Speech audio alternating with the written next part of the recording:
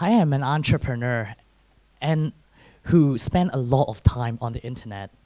And I love what I do, which is working with famous brands and personalities to create useful, helpful, and engaging contents to consumers. The keyword here is useful and helpful.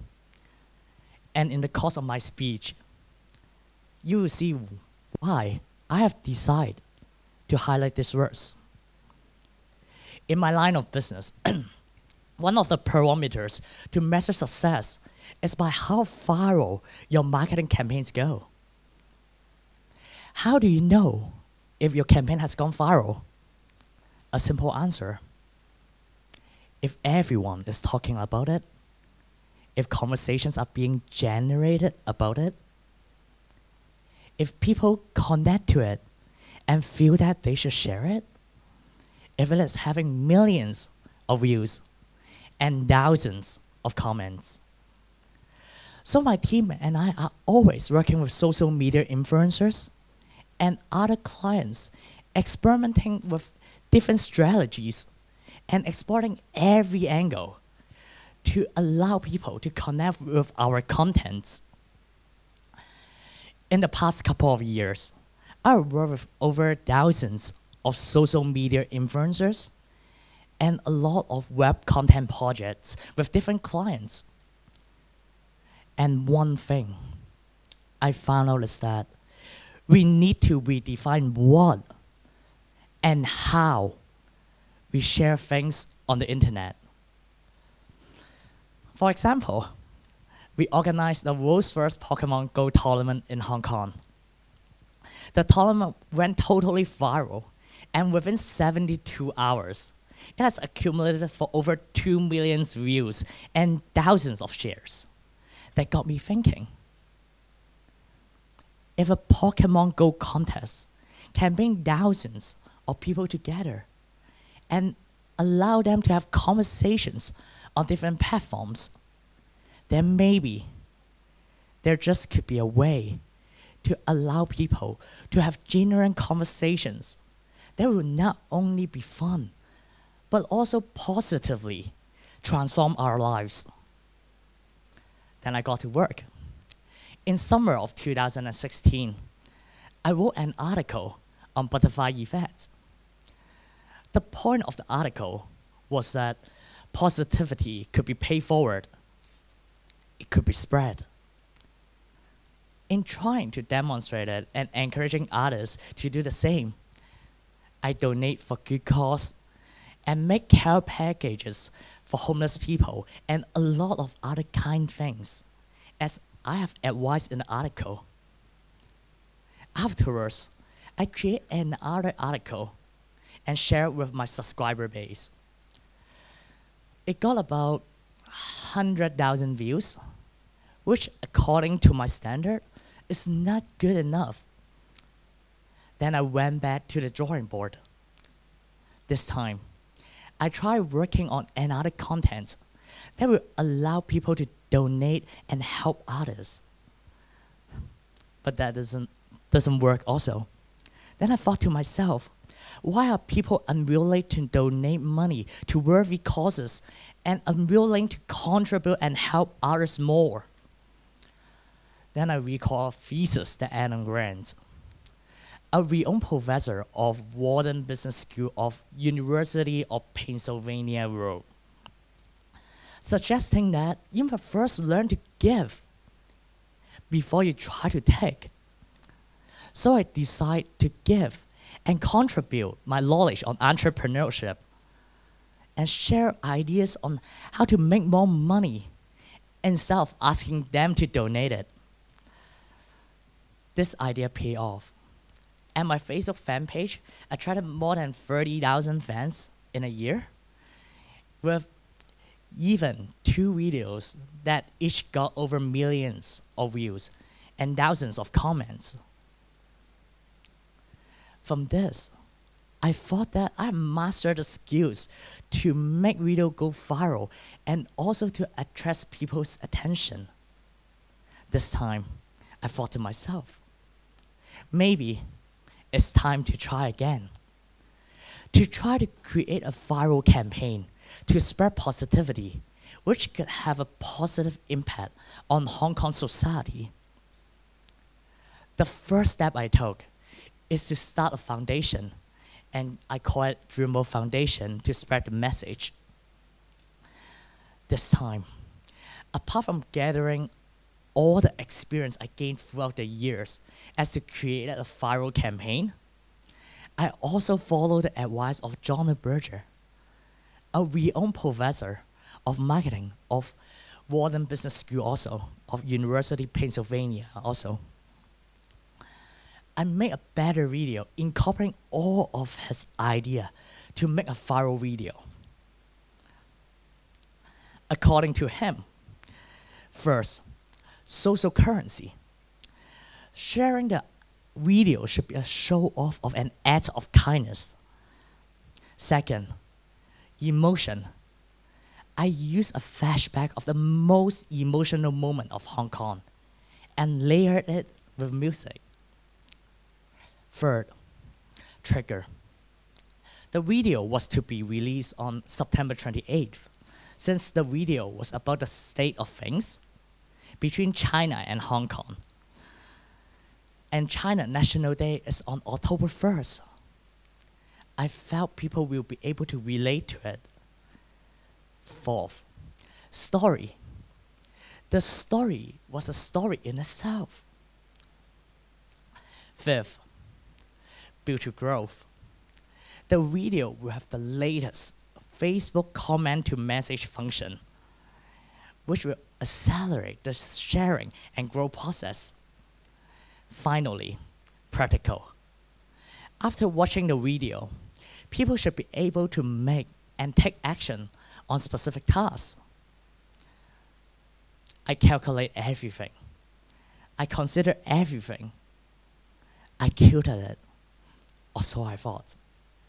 Guess what happened afterwards when I post the video on the foundation page? The video have only 12 likes after 12 hours. Yes, even less likes and views than a charity photo I have posted the previous night. What went wrong? I started troubleshooting. Is it that people don't care? No, I said to myself, maybe there are just not enough people to know about it. So I start to look at my connections. Media house, social media influencers, celebrities, and famous people that I have relationship with. I want them to share the video to their subscriber base and fans. And maybe from this, it will start spreading the message. The media house turned it down. They didn't even want to hear it. I offered to provide more information so that they could see the benefit in it. But they didn't want to listen. The one that listened asked for an advertising fee.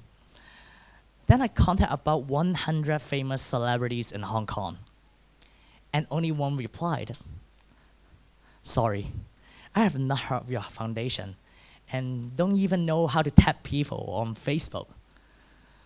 Then I contacted 50 politicians because I thought that they also have huge following and it makes sense. But guess what? They all said no. Then lastly, I turned to my 1,000 influencers, and to my utter shock, no one shared. I was blown out of the water. That when it hit me. Many people don't care about the good you do if there is no benefit for them, and this need to change. In my career, I thought that the cornerstone of a good content is that useful and helpful. I thought that if your heart is in the right place, and if you create things that help people, then you should be fine. When I contact influencers for jobs, offering them even only with nominal fee of $500 per post. They usually respond in an instant. But because I didn't do it this time, they shut it down. And I don't blame them. After all, this is business, right? As a last resort, I post a video on my personal page. But before doing that, I did something else. I put a post the previous night telling anyone that wants a free book from me to comment free book on the post. Over 200 people left comments there.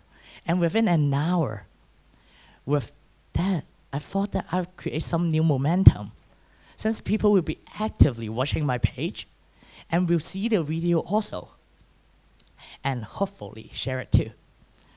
The video simply said, if you want to save Hong Kong, simply comment Hong Kong, and you will also receive instruction on how to claim a free book. I thought to myself, for a free book previous night, there's 200 comments. For this video, I should at least have 100, right? But no, after 18 hours, there are only 6 comments. Apparently, during this campaign, which is run around National Day in Hong Kong, no one cared. This further reinforced my position that people don't like to share an idea or content if it doesn't directly benefit them, whether materially, financially, or make them laugh. The Pokemon Go tournament was hugely successful because a prize was tied to it, and it's fun to play. My post on sharing ideas on how to make money has millions of views because it's beneficial in monetary terms. Even the free book was hugely successful because, of course, it's free. But my post on saving Hong Kong performed dismally, even though it's a good cause, because people couldn't see how it could benefit them. Yet, I believe there are solutions. First, educating people about the importance and extent of actions, such as sharing and commenting. It is my belief that if people know how far-reaching their actions can be on internet, they will be much more able and willing to put those actions into better use. Social media buttons have a far more reaching effect than what they originally designed for. They have been known to both destroy and make lives better. For example, an incident happened 2 years ago. 2 firemen were killed in an accident, and some celebrity took a stand to show respect to their bravery and courage by posting a photo saying that we support firemen. It was really a noble thing to do. But many people went online to bash them, saying that they were using dead people to boost their popularity status.